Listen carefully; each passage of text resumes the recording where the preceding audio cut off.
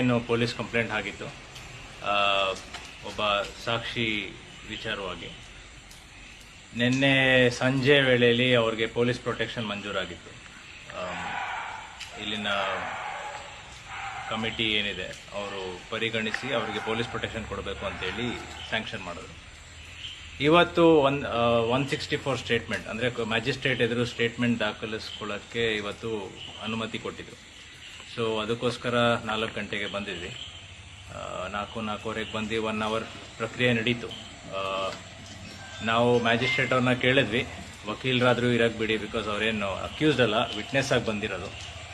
So but procedure allow ಮಾಡಲ್ಲ ಅಂತೇಳಿ ಅವರು ಏಕಾಂತವಾಗಿ ಪ್ರಶ್ನೆ ಕೇಳಿ ಸ್ಟೇಟ್ಮೆಂಟ್ ದಾಖಲು ಮಾಡಿದ್ದಾರೆ. ಸೊ ಸದ್ಯಕ್ಕೆ ಅಷ್ಟಾಗಿದೆ. ಏನು ಕಂಪ್ಲೇಂಟಲ್ಲಿ ಸ್ಕೆಲಿಟನ್ ಅಥವಾ ಕಲೆವಾರಿ ಏನಿತ್ತು ಅಂತ ಹೇಳಿದ್ದಾರೆ, ಅದು ಈಗ ಹ್ಯಾಂಡ್ ಓವರ್ ಮಾಡೋ ಪ್ರಕ್ರಿಯೆ ನಡೀತಾ ಇದೆ. ಫೋರೆನ್ಸಿಕ್ ಡಿಪಾರ್ಟ್ಮೆಂಟ್ ಅವರು ಬಂದಿದ್ದಾರೆ, ಈಗ ಮಹಾಜರ್ ಮಾಡ್ತಾ ಇದ್ದಾರೆ. ಇಷ್ಟು ಇಲ್ಲಿವರೆಗೂ ಆಗಿರೋ ಬೆಳವಣಿಗೆ. ಸರ್, ಊತಾಕಿರುವಂಥ ಬಾಡಿಗೆ ಅವ್ರು ಇವಾಗಲೂ ತೋರ್ಸಕ್ಕೆ ರೆಡಿ ಇದ್ದಾರೆ.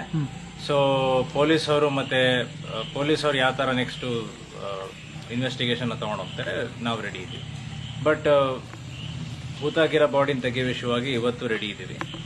ಸೊ ಆದಷ್ಟು ಬೇಗ ಆದರೆ ಒಳ್ಳೆಯದು. ಅದನ್ನು ನಾವು ಪೊಲೀಸರ ಹತ್ರ ಮನವಿ ಮಾಡ್ಕೋತಾ ಇರೋದು, ಬಿಕಾಸ್ ಸಾಕ್ಷಿನಾಶ ಎಲ್ಲ ಆಗಬಾರ್ದು. ಇಷ್ಟ ಆಗಿದೆ ಸದ್ಯಕ್ಕೆ. ಈಗ ವಿಟ್ನೆಸ್ ಅನ್ನು ಎಲ್ಲಿ ಕೊಂಡು ಹೋಗ್ತಾರೆ ಅಂತ ಪೊಲೀಸ್ ಕಸ್ಟಡಿಯಲ್ಲಿ? ಇಲ್ಲ, ವಿಟ್ನೆಸ್ ಅರೆಸ್ಟ್ ಮಾಡಿಲ್ಲ, ನಮ್ಮ ಜೊತೆ ಇರ್ತಾರೆ. ನಿಮ್ಮ ಜೊತೆ ಆಯ್ತಾ? ಸೊ ಆರೋಪಿ ಯಾರಂತ ಹೇಳಿದ್ರು? ಅದು ಸ್ಟೇಟ್ಮೆಂಟ್ ನೋಡಿದ್ರೆ ಗೊತ್ತಾಗುತ್ತೆ. ಯಾಕಂದ್ರೆ ಸ್ಟೇಟ್ಮೆಂಟು ಪ್ರೊಸೀಜರ್ ಪ್ರಕಾರ ಲಾಯರ್ ಕೊಡಲ್ಲ, ಸದ್ಯಕ್ಕೆ ಬರೀ ಇನ್ವೆಸ್ಟಿಗೇಟಿಂಗ್ ಆಫೀಸರ್ ಹತ್ರ ಮಾತ್ರ ಇರುತ್ತೆ. ಸೊ ಸ್ಟೇಟ್ಮೆಂಟಲ್ಲಿ ಗೊತ್ತಾಗುತ್ತೆ. ಇನ್ವೆಸ್ಟಿಗೇಷನ್ ಇವರೇ ನಮ್ಮ ಲೋಕಲ್ ಪೊಲೀಸರೇ ಮಾಡ್ತಾರಾ ಅಥವಾ ಬೇರೆ?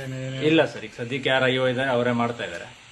ಸೊ ನಾವೇನು ಅದಕ್ಕೆ ನೆಕ್ಸ್ಟ್ ಪೊಲೀಸರನ್ನ ಕೇಳ್ಬೇಕು ಸರ್. ಸದ್ಯಕ್ಕೆ ನಾವು ಬಾಡಿಗಳನ್ನ ತೆಗಿಯೋಕ್ಕೆ ಎಕ್ಸಿಮೇಷನ್ ಮಾಡೋದಕ್ಕೆ ಏನೇನು ರಿಕ್ವೆಸ್ಟ್ ಮಾಡ್ಕೊತಾನೆ ಇದ್ದೀವಿ. ಆದಷ್ಟು ಬೇಗ ಆದರೂ ಒಳ್ಳೆಯದು.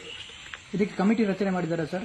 ಬೇರೆ ಗೊತ್ತಿಲ್ಲ ಸರ್. ಇಲ್ಲ, ನಮ್ಮ ಎಲ್ಲ ನೋಡಿದ ಇಲ್ಲದು ಅಯ್ಯೋ ನೋಡ್ತೀವಿ ಸರ್. ಓಕೆ, ಇಷ್ಟು ಡಿಲೇ ಯಾಕೆ ಅಂತೇಳಿ ಸರ್? ವಿಟ್ನೆಸ್ ಪ್ರೊಟೆಕ್ಷನ್ ಕೊಡೋಕ್ಕೆ ತುಂಬಾ ಡಿಲೇ ಆಯಿತು ಅನ್ನುವಂಥ ವಿಷಯದಲ್ಲಿ ಪ್ರಶ್ನೆ ಕೂಡ ಬಂದಿತ್ತು.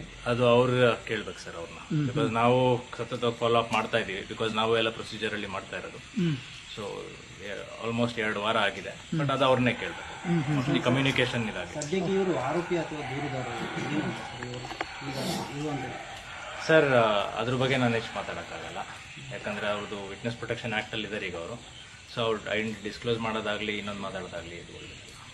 ಧರ್ಮಸ್ಥಳದಲ್ಲಿ ಏನೆಲ್ಲ ಪ್ರಕರಣ ನಡೆದಿದೆ ಸರ್, ಅದನ್ನು ಮುಚ್ಚಾಕುವಂತ ಪ್ರಯತ್ನವನ್ನೆಲ್ಲ ನಡೆದಿದೆ. ಸೊ ಇವರಿಗೆ ಯಾವ ರೀತಿಯ ಸೆಕ್ಯೂರಿಟಿ ಬೇಕು, ಇದನ್ನು ಕೂಡ ಬೇರೆ ರೀತಿಯಾಗಿ ಕೊಂಡೋಗುವುದಿಲ್ಲ. ವಿಟ್ನೆಸ್ ಪ್ರೊಟೆಕ್ಷನ್ ಆಕ್ಟ್ ಕಾಯ್ದೆ ಅಡಿ ಏನು ಸುಪ್ರೀಂ ಕೋರ್ಟ್ ಗೈಡ್ಲೈನ್ಸ್ ಇಶ್ಯೂ ಮಾಡಿದೆ, ಆ ಗೈಡ್ಲೈನ್ಸ್ ಪ್ರಕಾರ ಪೊಲೀಸ್ ಅವರು ಕೊಡ್ತಾರೆ ಸೆಕ್ಯೂರಿಟಿ.